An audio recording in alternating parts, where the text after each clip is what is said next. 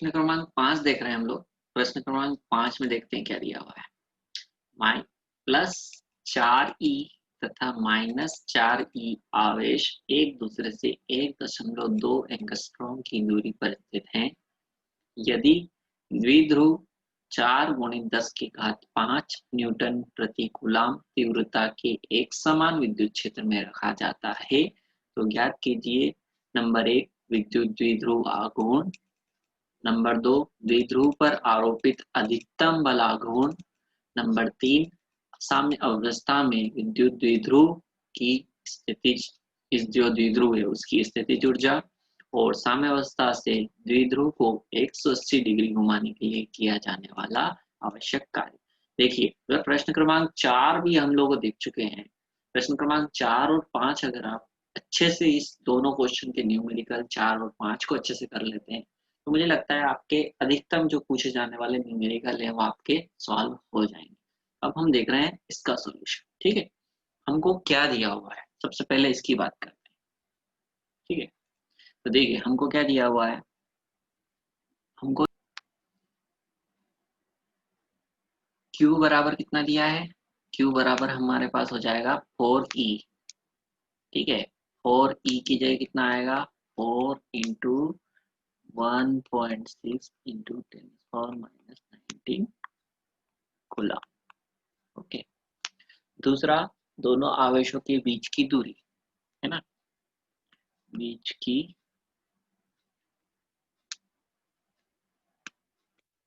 दूरी कितनी दी है वो आपको दी हुई है 1.2 एंगस्ट्रॉम। ठीक है, 1.2 एंगस्ट्रॉम का मतलब कितना हो जाएगा 1.2 गुणित 1 एंगस्ट्रॉम बराबर होता है 10 की घात -10 मीटर। ठीक है, और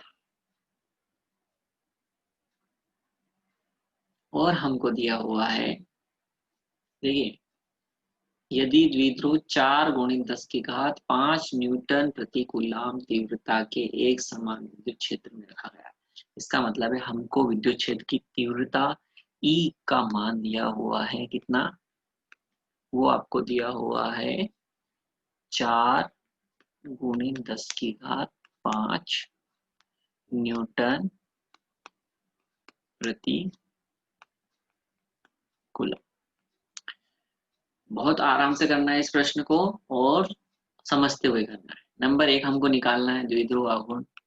ठीक है, तो वो तो आपको पता है कितना आसान है कि प्रश्न क्रमांक 4 में भी हम निकाल चुके हैं। विद्युत द्विध्रुव आघूर्ण, ठीक है, कितना होगा, वो होगा P बराबर आवेश, आवेश कितना दिया हुआ है, आवेश का मान दिया हुआ है आपको 4E। 4E को जब आप सॉल्व करेंगे मीन्स तो हो जाएगा P बराबर कितना होता है, P बराबर आपका होता है Q गुणित 2A।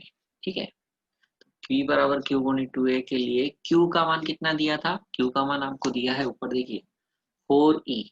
4 इंटू 1.6 इंटू 10⁻⁻19 को जब आप सोल्व करेंगे तो ये बनेगा P बराबर Q का मान बनेगा आपका 6.4 इंटू 10⁻⁻19। अब बीच की दूरी कितनी दी थी आप 0.2 एंगस्ट्रॉम। 1.2 एंगस्ट्रॉम का मतलब हो गया 1.2 इंटू 10⁻⁻10। अब इसको जब आप सॉल्व करेंगे तो इसको सॉल्व करने पे आपको मिलेगा, कीजिए सब लोग,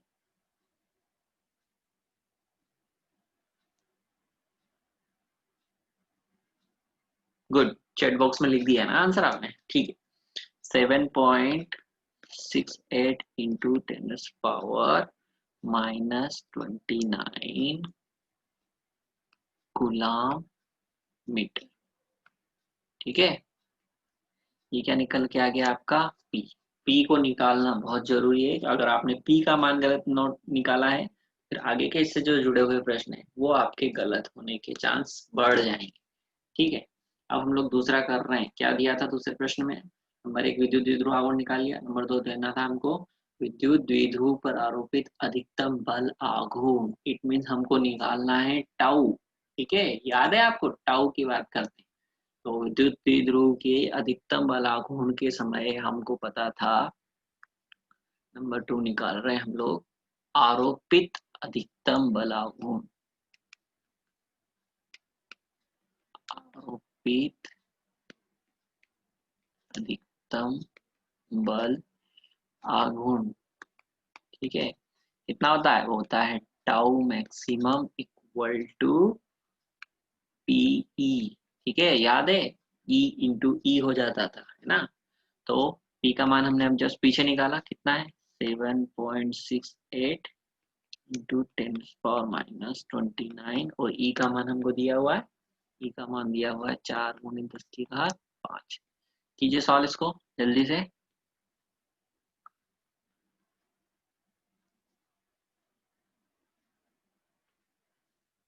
कितना आया, इधर तो आपका बन रहा है -29 की पावर दी है, 5 की पावर दी हुई है, ठीक है, गुड।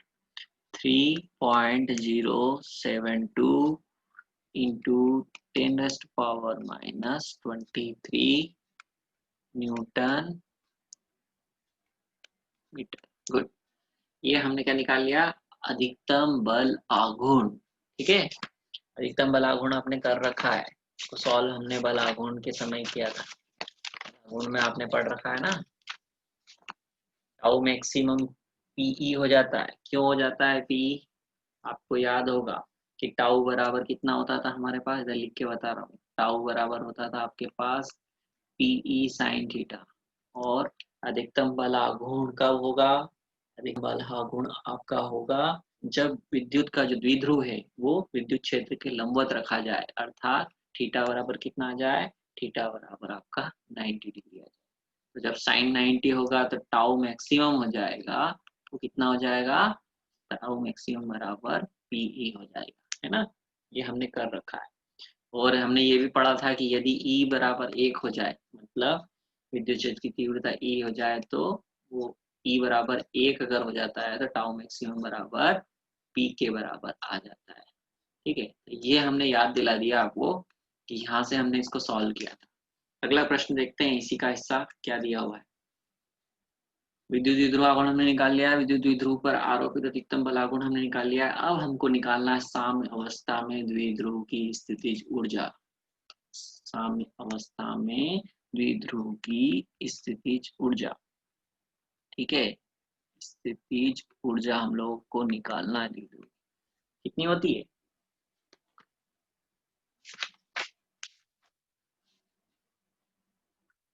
साम्य अवस्था किसको बोलते हैं, साम्य अवस्था मतलब थीटा बराबर कितना हो, 0 डिग्री हो, गुड।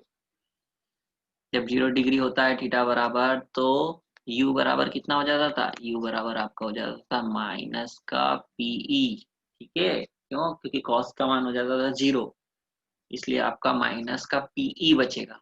तो अब क्या करो, सॉल्व कर लो, p का वैल्यू हम लोग निकाल चुके हैं, कितना आएगा, -7.68 इंटू 10⁻⁻29 इंटू e की वैल्यू दी है 10, मतलब जो पिछली बार दो दूसरे पॉइंट में जो निकाला सेम टू सेम वही मैग्नीट्यूड का मल्टीप्लाई करना है, आंसर भी सेम आना चाहिए, 3.072 इंटू 10⁻⁻23, मैग्नीट्यूड सेम है, ठीक है, लेकिन यहाँ क्या निकाल रहे हो आप, स्थितिज ऊर्जा, ठीक है, ध्यान रखना, नहीं तो कई बार हम ऐसे कैसे इसके मात्रक भी लिख देते हैं। यहाँ पे हम लोग बल आघूर्ण कर रहे थे, 7.68 गुणित 10 की घात -29 और 4 गुणित 10 की घात 5 का गुणा किया तो इतना आया, लेकिन यहाँ पे भी हमने मैग्नीट्यूड में हमने ये सही है, लेकिन पी क्या है, मतलब ऊर्जा की बात कर रहे हैं ना हम लोग, तो ऊर्जा में क्या आएगा, जूल आएगा, ठीक है, ये क्या निकाल लिया आपने, यू निकाल लिया, कब यू निकाला आपने, साम्य अवस्था में, साम्य अवस्था का मतलब आप समझते हैं ना, साम्य अवस्था में द्विध्रुव की स्थितिज ऊर्जा हमने पता कर ली है। अब फोर्थ और आखिरी हम लोगों को पता करना है, द्विध्रुव को घुमाने में किया गया कार्य, ठीक है, ये हमने अच्छे से किया हुआ है, द्विध्रुव को घुमाने में किया गया कार्य, कितने डिग्री घुमाने के लिए बोला है, 180 डिग्री घुमाने में किया गया कार्य। फॉर्मूला क्या होता है? फॉर्मूला आपका होता है W बराबर PE 1 माइनस कॉस थीटा। किसका कार्य? घुमाने में किया गया कार्य का फॉर्मूला है ना, ठीक है। तो माइनस नहीं आएगा यहाँ पे, P 1 minus cos theta. Cos theta कितना दिया है? 180। कॉस 180 का मान रखोगे तो कितना आएगा? -1। किसकी वैल्यू है? कॉस, ये -1, ये वैल्यू है कॉस 180 डिग्री की वैल्यू लिख रहा हूँ मैं, ठीक है, डायरेक्ट लिख रहा हूँ। ये माइनस का और ये माइनस का माइनस माइनस कितना हो जाएगा? प्लस हो जाएगा। तो कितना हो जाएगा? ये हो जाएगा आपका 2PE। अब आपको यहाँ पे वापस PE निकालने की जरूरत नहीं है, डायरेक्ट P और E की वैल्यू को हमने मल्टीप्लाई किया था, कितना आया था? 3.072 गुणे 10 की घात -23। बस अब इसी को हल करना है हमको केवल। कितना आ जाएगा? ये आपका आ जाएगा, ये हल, ठीक है, 16.144, गुड, 10⁻⁻23 जूल, ठीक है। ये हमने क्या कर लिया है? क्वेश्चन सॉल्व कर लिया है। कौन सा चौथा पॉइंट था उसको हल कर लिया है, द्विध्रुव को 180 डिग्री घुमाने में किया गया कार्य। तो आपको ये जो प्रश्न क्रमांक 4 जो हमने हल करवाया था, और प्रश्न क्रमांक जो 5 हमने हल करवाए हैं, इन दोनों क्वेश्चन को आपको बहुत अच्छे से हल करना है। दोनों प्रश्न बहुत इंपॉर्टेंट है। अब इसी के जैसा मैं आपको एक होमवर्क दे देता हूँ यहीं पर। देखिए आपको क्या करना है, 4E की जगह ले लेना आप +3.2E और -3.2E ले लो, और दोनों के एक दूसरे से बीच की दूरी की जगह आप ले लेना 5 एंगस्ट्रॉम, और E की वैल्यू आप ले लेना 5.5 इंटू 10⁻⁶ न्यूटन प्रति कूलम। और यहाँ पे आप इसको करना 90 डिग्री घुमाने में किए गए कार्य की। तो आपका होमवर्क क्या हो गया? आपका होमवर्क हो गया +3.2 E और -3.2E, ठीक है। -3 E, एक आवेश एक दूसरे से 1.2 एंगस्ट्रॉम की दूरी पर स्थित है यदि द्विध्रुव 5.5 गुणे 10 की घात 6 न्यूटन प्रति कूलम तीव्रता के एक समान विद्युत क्षेत्र में रखा गया है। तो ज्ञात करना है आपको नंबर 1 विद्युत द्विध्रुव आघूर्ण, नंबर 2 द्विध्रुव पर आरोपित अधिकतम बल आघूर्ण, नंबर 3 साम्यावस्था से द्विध्रुव की स्थितिज ऊर्जा U, और फिर चौथा आपको निकालना है साम्यावस्था से द्विध्रुव को 90 डिग्री घुमाने में किया गया कार्य, ठीक है। इस प्रकार आप जब हल करेंगे तो आपकी प्रैक्टिस बढ़ जाएगी। तो क्वेश्चन नंबर 4 का होमवर्क और 5 का होमवर्क दोनों आपको 100% करके मुझे सेंड करना है, ठीक है।